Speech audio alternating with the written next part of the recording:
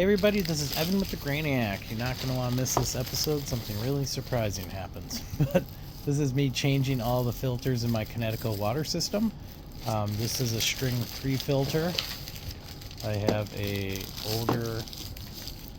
odor and taste filter, a post filter, and then this other one is a pre-filter. So these three recommended you change every year. That string filter twice a year. Then there's a membrane filter that you should only change every 500 gallons every few years. That one's the most expensive one. You don't want to do that all the time. Overview of my reverse osmosis system. This is my brine tank. I do keep track of how many pellets I put in, how often. You're supposed to clean out these brine tanks once a year, people.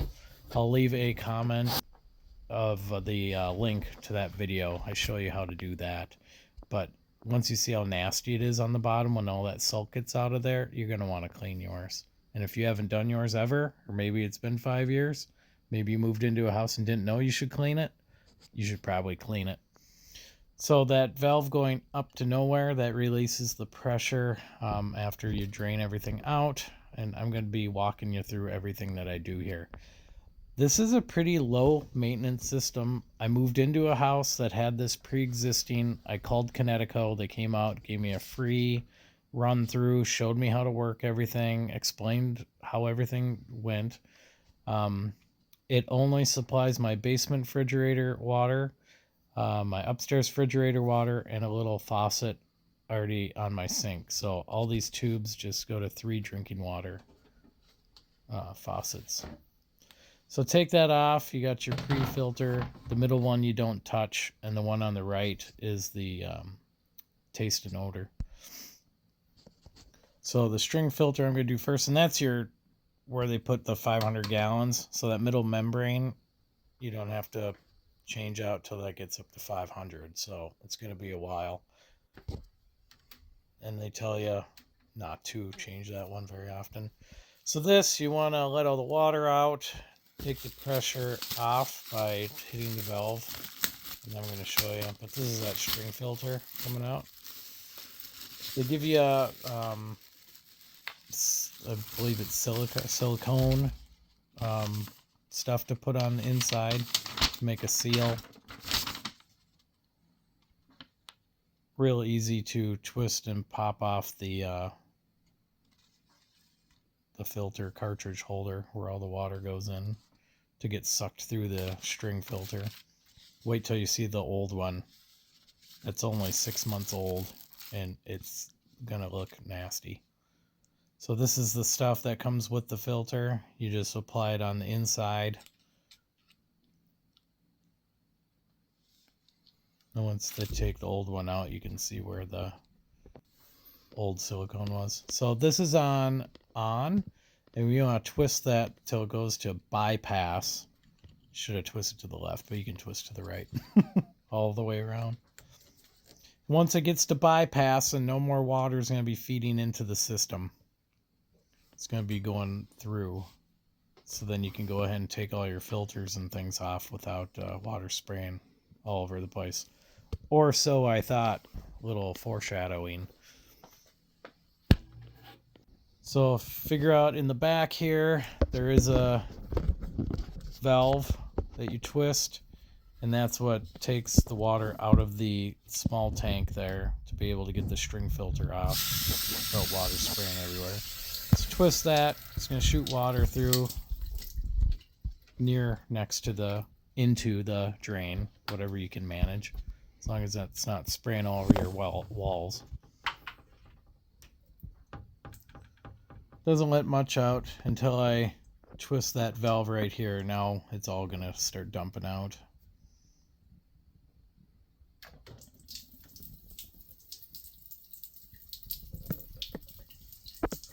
And it takes a few minutes to completely drain. And then my small faucet upstairs, I run up there and I turn that on to let the rest of the water out as well. Run it till it's down to nothing. But I believe for the string filter I just need to get this one.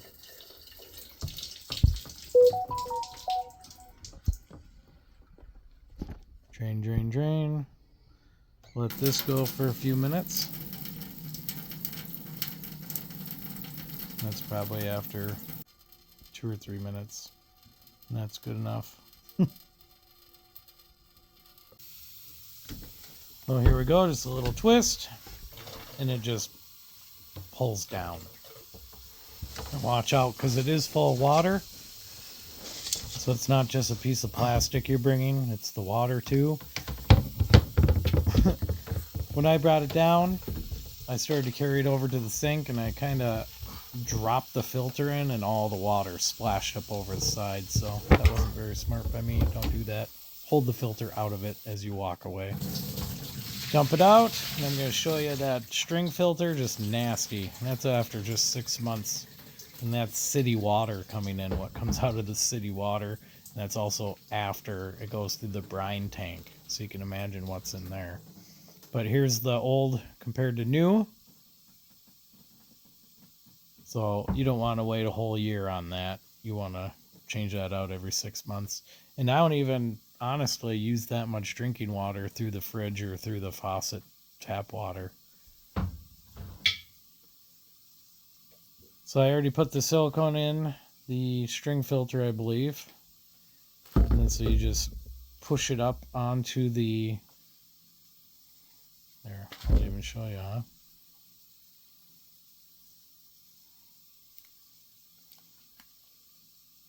Then when you push it back up to put it in place, it kind of tries to slip off, but when you put the black piece on there, the reservoir I'll call it, that's what holds the string filter up. So sometimes you gotta put the string filter in the empty canister and push it all up together and twist it, and then it just locks in place. So make sure you get a good bead on there, something to make the seal better. So I push it up first, and it keeps on wanting to slip off because nothing's really locking it in place. It's not a super tight fit.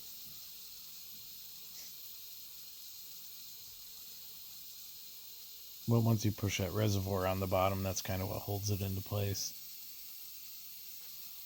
Stay. Up and just like not even a quarter twist, and it's in there then.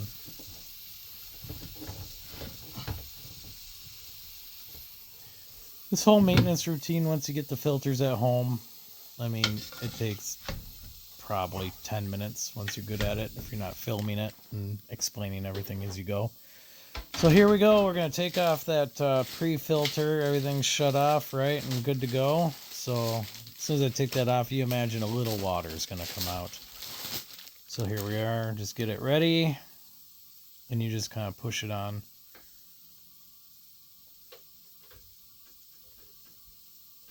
And here we go, taking it off. I can feel a little resistance there. And there we go. It is full blast. I forgot something. Something's not right. I take the new one, and I have to shove that in there with all the pressure. I had to push really hard to get that on there. Don't do what I did. So I'm going to show you. I totally forgot about a bypass. Well, one of the valves that feeds into that. So follow your copper piping or your blue piping. See what goes to that filtration system and shut it off. I did not do that. So I'm trying to figure out why I'm all wet. Assessing the damage, because that was full bore all over my walls, everything else. I do have a dehumidifier downstairs, so that helped. It dried out in a few hours with my dehumidifier running. So here I'm checking all the valves, seeing what I forgot to do. Very confused. All 3 filters that I bought, I believe they were like $110. The string filters I think are 20 bucks. Usually I grab 2 of those because you have to do them every 6 months. The other 2 filters in this box, you only have to do once a year. Here I found the valve. I'm actually shutting it off now, so hopefully when I do that taste and odor filter, it doesn't shoot all over the place. I got better luck with that one. Once a year at Kinetico here where I live, they do have like a 25% off open house weekend. So that's when I go. I end up getting a big savings on that. Look how wet it got. It just sprayed all over the place. But it's kind of nice. Gave me a reason to wipe off the top of things. That's the valve I had to shut off that I forgot to do the first time. But I will do that from now on. A little thumbs up. We're good. I had to throw down some towels. Soak that up. Hopefully it doesn't soak up into the soak up into the wall, into the sheetrock too bad. But like I said, it dried up in probably an hour or so. Learn through my mistakes, people. I think I point out enough. I'm not a professional. I have a day job. I'm just trying to help everybody out. Kind of give you an idea on what it takes for home maintenance. And crossing my fingers that this one doesn't blast me in the face. So let's find out.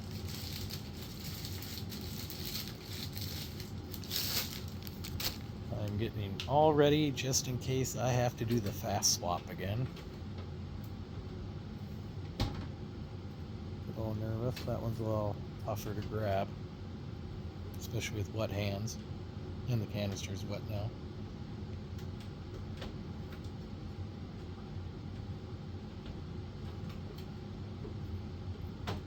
Twist, twist, twist. This twisting is not coming, and not like the first one. So that's normal, that dripping, I'd say, compared to what it usually is. It's the first one you saw just blasting all over the place. That second one, that dripping, is what I've encountered the first time I did this. Push that one up, and then, yeah, that's pretty much it.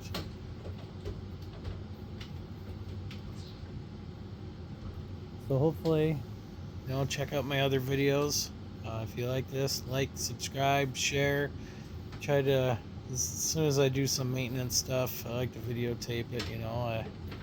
I'm learning, you're learning. Hopefully, a little entertainment in between. And then there's again a shot of that's how wet I got things. Turning the valve back on. That's the one that fed into the filtration system there that I forgot to hit. So water back on, making sure there's no leaking anywhere. Once the pressure got added back on, it did start leaking out of one of the water lines that came into my brine tank, but once it got up to pressure, it stopped leaking, so I don't know what that was about. Right now there's no extra water coming out of anywhere, so once I got that soaked up, we were good to go. Alright, thanks for watching, everybody.